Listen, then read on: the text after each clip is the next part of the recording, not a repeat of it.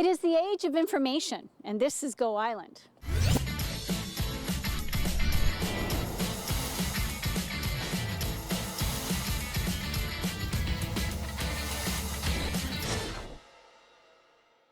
Everybody needs information, and if you live in Area A here in the Comox Valley Regional District, you are definitely going to want to pay attention to this show because we have some information we are bringing your way about your area. But everybody else will enjoy this from here in the Comox Valley. I'm Mary Ruth Harris. You're watching Go Island on Shaw TV's Channel 4. We are at the Comox Valley Regional District Boardroom. And here at this board and all these chairs, this is where all the big decisions are made. Coming up in the next several months is a decision that's going to be made about liquid waste management for the south of Courtenay at Royston and Union Bay in the Baines Sound area. And shortly, we're going to be talking to the gentleman over my shoulder, Chris LaRose, and Director Bruce Jolliffe. But coming up first, we're going to have a look at this. I'm Mary Ruth Harris. You're watching Go Island on Shaw TV's Channel 4. Joining me now is Director Bruce Jolliffe from Area A. And Mr. Jolliffe, tell us about the open house coming up on January 21st. Okay, this is an open house with regard to what we call our liquid waste management plan. Many people in the area have been looking towards having a sewage system sometime. This has been on the books for many, many years, long before I got elected. This is going to be an opportunity for people to see where we're at, what options are being considered, and to get the feedback about those options so that we can move forward.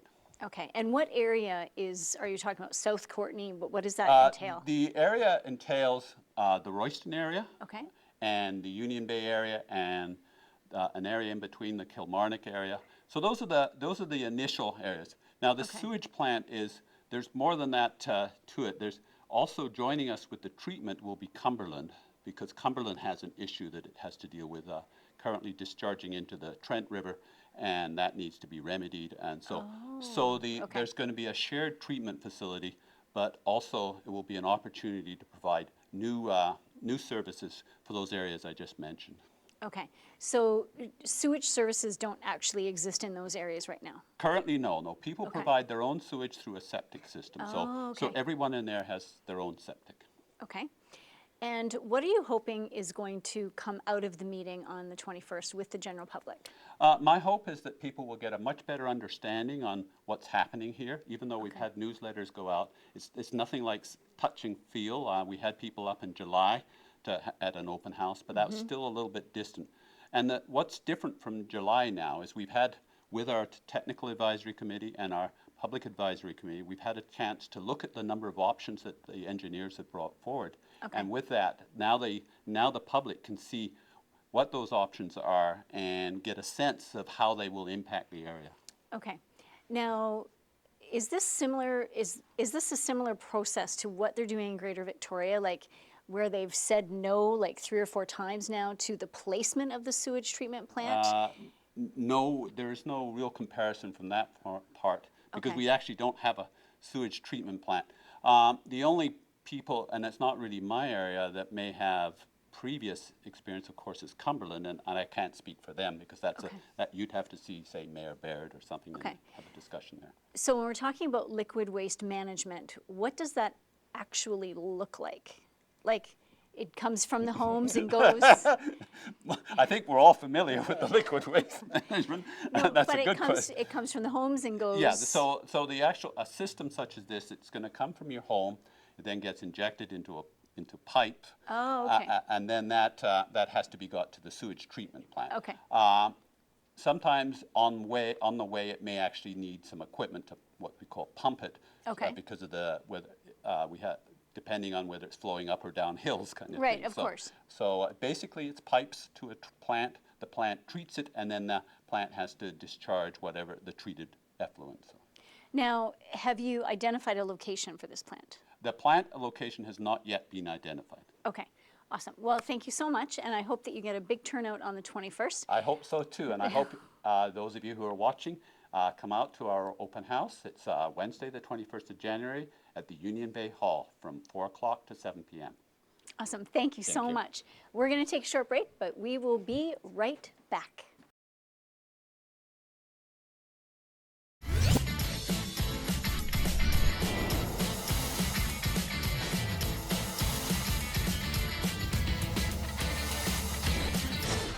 On Shaw TV's Channel 4. We're on location at the Comox Valley Regional District Boardroom, and joining me now is Chris LaRose, who is the manager of Liquid Waste Planning. That's quite a title. Thanks, Mary Liz. Now, Chris, how long have you been in this position? I've been in the position coming up on 1 year.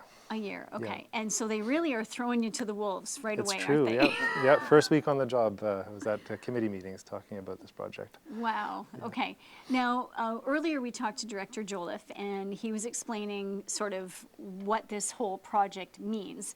But at some point, you're going to have to build a sewage treatment plant. So do you have the top 5 locations picked out yet, or are you not even at that point yet? No, we're not at that point, actually. Okay.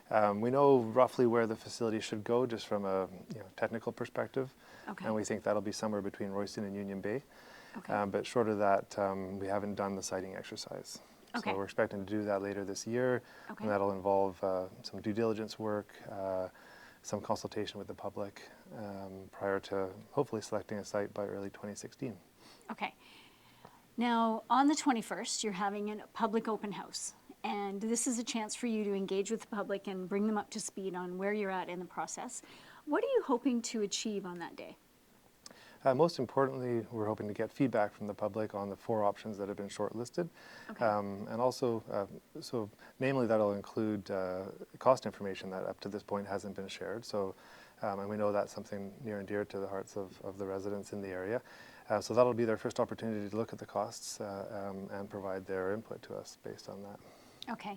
And in terms of the cost, where is that going to come from? Is it going to come from property taxes?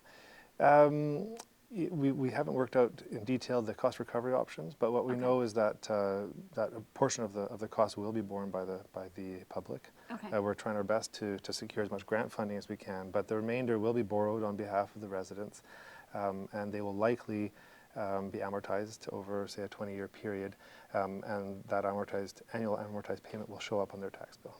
That's okay. Right. What's the advantage to this over septic? One of the issues in this area is, well, first of all, the neighborhoods are very dense.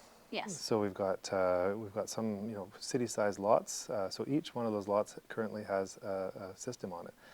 The other issue is the age, and probably most importantly is the soil type around there. So we've got a lot of clay and silt near the ground level, and as you probably know, a septic system requires percolation to work. So what we have happening in the wintertime is a high water table combined with the clay and silt means these systems don't function very well. Okay. So we've looked at whether it would be more cost effective to have a better regulation of on-site systems, and we've just concluded that it would be expensive and wouldn't deliver the same protection to human health and the environment. Okay. So the most important thing is to get the public to come out on the 21st to start that dialogue and also educate them about what the choices are. Absolutely. Okay. Yeah. No, go ahead. All right, no, I was just going to go ahead. Yeah, we're hoping that as many people as possible can come out and take a look at the information that we're sharing and provide the crucial feedback that we need to help us select the preferred option going forward. Okay, Chris, thank you so much for your time today. Very interesting and very informative. My pleasure, Ruth. All right, we're going to take a short break. We'll be right back.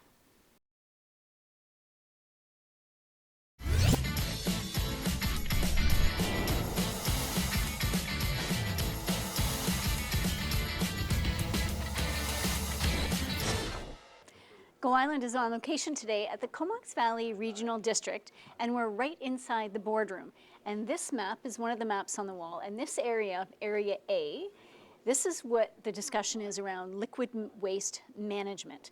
Now down in here, Bain Sound area, Union Bay, and Royston, this whole area is where they're looking at to do the sewage treatment and the liquid waste management. So coming up on the 21st of January, there is an open house at the Union Bay Hall for a discussion. So if you live in Area A, you definitely want to come to that meeting between 4 p.m. and 7. It is an open house.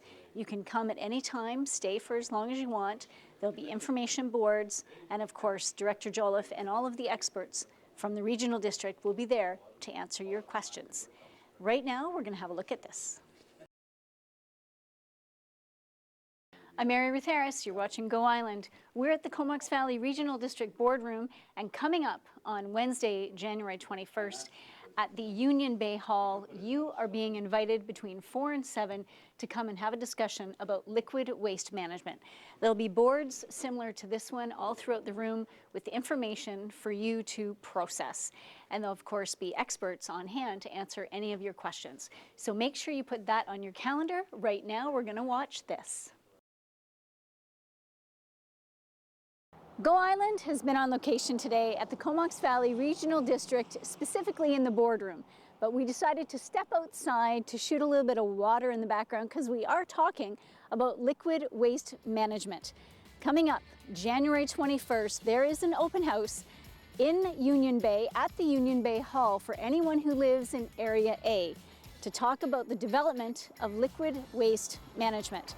There will be information boards there as well as experts and the local directors to answer all of your questions that you might have if you live in that area about how this is going to unfold. It's a very interesting process and it will be a very informative evening. So put that on your calendar. In the meantime, there are a gazillion events happening all over the Comox Valley. We have Winter Jam 100 in full swing. We have up in Campbell River, they've got some great stuff going on at the Tide Mark. There's some new things happening at the museum in Campbell River as well as here in Courtenay. And over in Powell River, chock full of things to do. Check out the local calendar there. And we have a special announcement we're going to be talking about in a couple of weeks for Powell River. I can't wait. I'm so excited. Anyway, you have a great day and we will see you tomorrow.